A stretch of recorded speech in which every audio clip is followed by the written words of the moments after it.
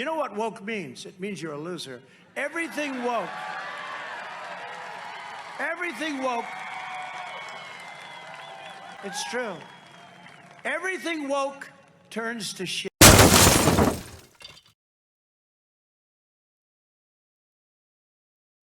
You have in the Secretary of Defense and the Chairman of the Joint Chiefs, two people who are focused on creating a woke military.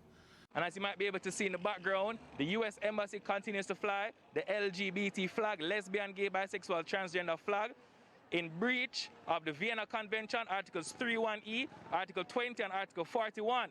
Right? They are being hostile towards our laws, our culture, and our own democratic system. Instead of flying the Jamaican flag for emancipation, they have decided to fly that flag, and that is an insult to our country. You have to understand what that multicolored flag represents. It represents normalizing perverse sexual behaviors and lifestyle choices. Come on! Hey, Chuck, do you know how to, you got the ball, Chuck? Ball, we got the flag, we got the music, we got it all. We are the Browns. For later, but for now. Question was asked this morning by Ambassador Solomon about young people and how we're reaching out to young people in the Olympics. Well, young people, we always ask them, how do you want to be reached out to? And one of the main responses that there's a lot more to being a county supervisor than just trying to answer questions about elections. So thank you. Earlier this week, Senate President Karen Fann said that the team conducting the full forensic audit of the 2020 Maricopa County election is finalizing their report. The auditors are going to present that report to the Arizona State Senate, and the Arizona State Senate is going to review the report for accuracy and clarity. Now, once that process is complete, the final report will be released to the public. Good afternoon and welcome to the Center for Election Innovation and Research media briefing on the expected election report from Cyber Ninjas in Maricopa County, Arizona. I think most of us are aware that we're now hearing that the Cyber Ninjas are ready to deliver their report to the Arizona Senate, probably early next week. We know as an objective fact that the 2020 election was the most secure, transparent, and verified election in American history. So we've been told that after closing up shop a few weeks ago, Cyber Ninjas and friends are preparing a draft report to send to the Senate sometime this week. And we would get a copy of this only after the Senate has time to review it. And hopefully, we've been told that that's going to be very quickly, so we'll see, but it's getting closer to actually learning what the Cyber Ninjas say they learned about our election. There is a discussion that this will never be a final report unless they get the routers from the county and certain passwords they need for the voting machines, which we've talked about before in previous videos. They say until they have that and until they can investigate the machines and the routers, then it won't be a final report. But other than that, this is what we're going to get from their months-long review of our ballots. And so I'm considering this the final report unless something changes where they're able to get access to more information. After nearly 20 years, the Taliban is back in power in Afghanistan. It says it wants an Islamic system that's compatible with society. But what will that mean for millions of Afghans? When you look at what's happened over the last week, was it a failure of intelligence, planning, execution, or judgment? This week will go down as one of the most shocking displays of government ineptitude in our nation's history.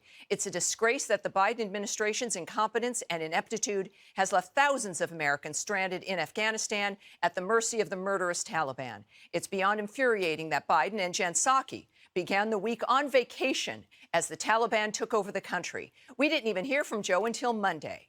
And at that point, he was too scared to take questions. Biden's ABC interview only raised more questions about his and his team's decision-making skills. In fact, it wasn't until late this morning that the president's team apparently realized that maybe he shouldn't head to his Delaware beach house today. He'll reportedly go tomorrow instead.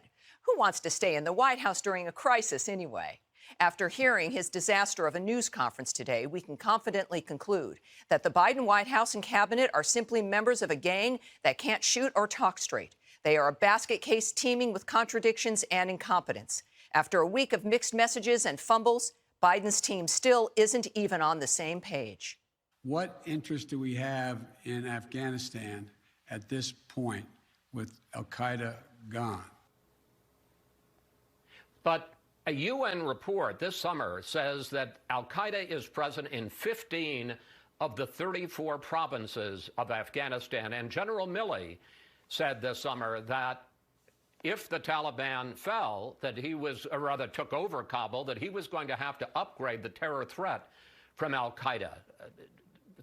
What the president said just wasn't true. Chris, step back for 1 second. First, as we all know, we went to Afghanistan 20 years ago. Bin Laden a decade ago. But Mr. Secretary, the president said al-Qaeda is gone. Simple question: is al-Qaeda gone from Afghanistan? Al-Qaeda's capacity to do what it did on 9/11, to attack us, to attack our partners or allies from Afghanistan, is vastly, vastly diminished. Is it gone?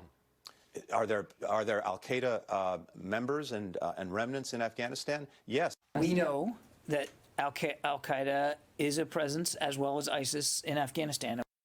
Look, you told me a few months ago on this program that you thought it was entirely likely that the Taliban would be taking over the country. But President Biden, just last month, quote, "The likelihood there's going to be the Taliban overrunning everything and owning the whole country is highly unlikely." He was wrong. Biden either has been kept deliberately ignorant or has such deep cognitive difficulties he just doesn't get it.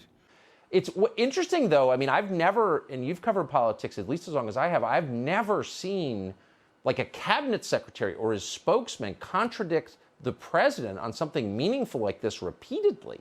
What is that?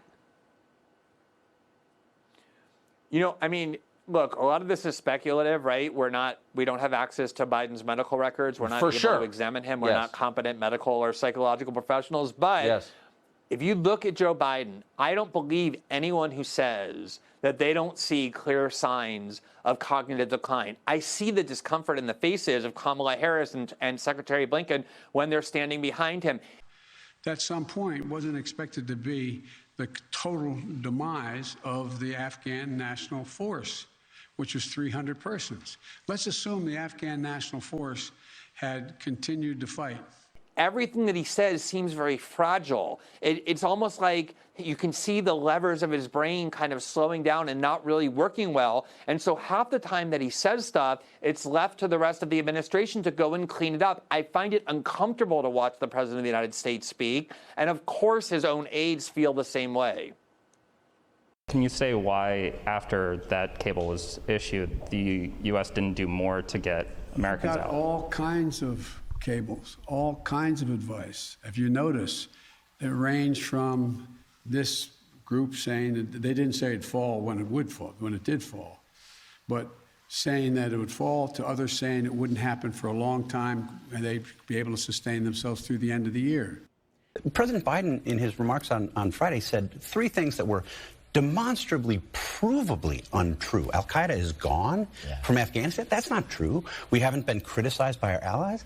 That's not true. Americans can make it to the airport without being harassed. That's not true. I mean, he seems to have lost touch with reality. And you have the same thing happening, though, with Milley and with Austin. Right. How could they possibly, as professionals, allow Bagram to be lost? Exactly. And keep the embassy? Sir, you this can't is possibly protect the embassy without Bagram. There was nothing that I or anyone else saw that indicated a collapse of this army and this government in 11 days. Having U.S. air support, having U.S. intelligence there to help the Afghan troops on the ground is what stiffens their spine, enables them to do what they do. And that's part of the larger issue about whether or not the U.S. should have left behind any sort of residual force. But beyond that is, again, the question of how poorly this was done.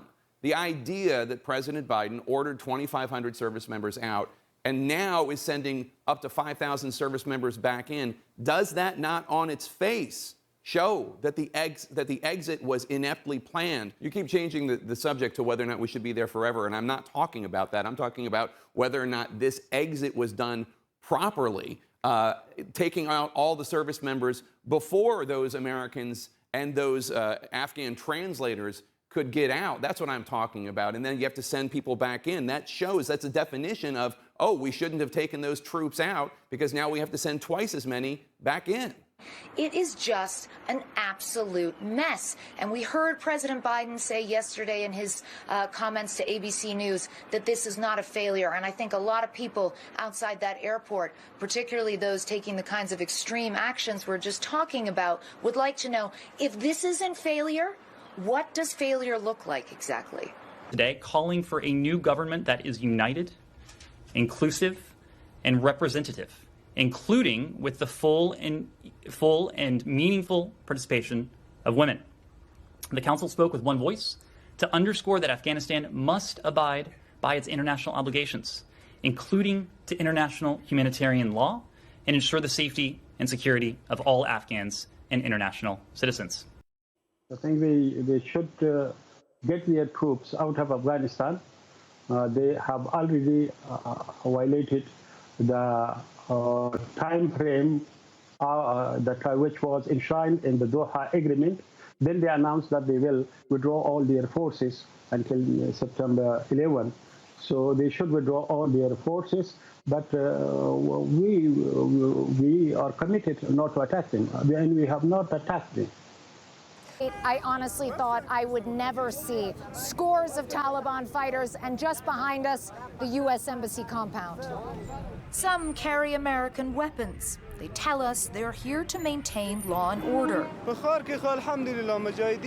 Everything is under control. Everything will be fine, the commander says. Nobody should worry. What's your message to America right now? America already spent enough time in Afghanistan. They need to leave, he tells us. They already lost lots of lives and lots of money.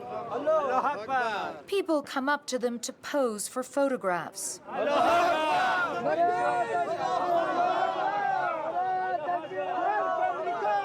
They're just chanting death to America, but they seem friendly at the same time. It's utterly bizarre. Reportedly taken hostage. We have reports that at least 20 children were taken hostage in Kashnabad Valley of Baglan. And what they're asking for is demanding the surrender of their fathers who have joined the Northern Alliance of the resistance forces fighting the Taliban. So as the anti-Taliban,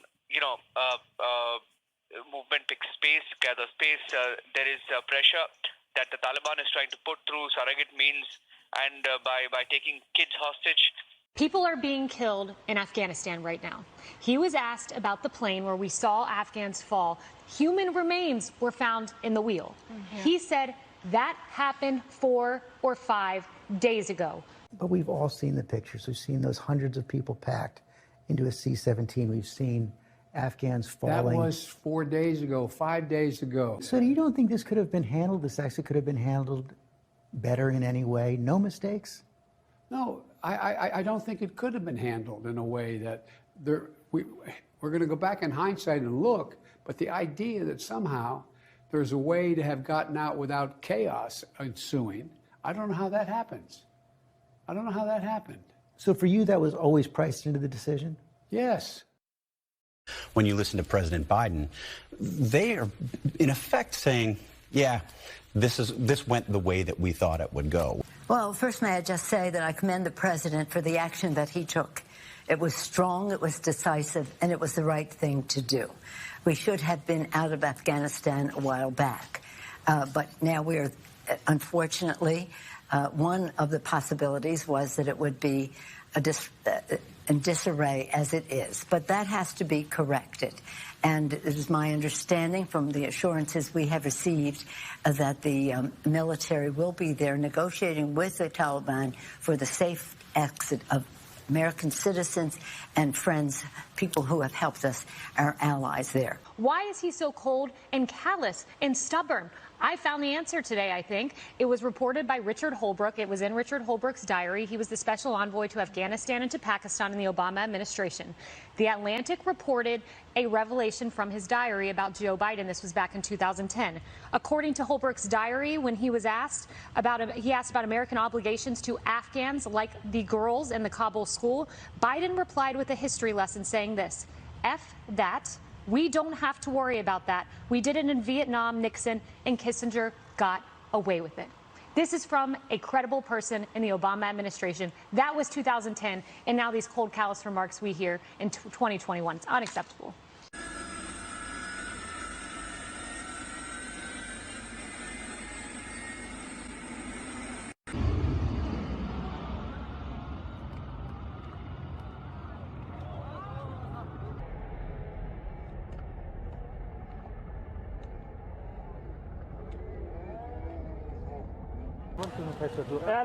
ولی دست که موتر در زلاله یوزا خوب که نو یو نارا وکه مجاهده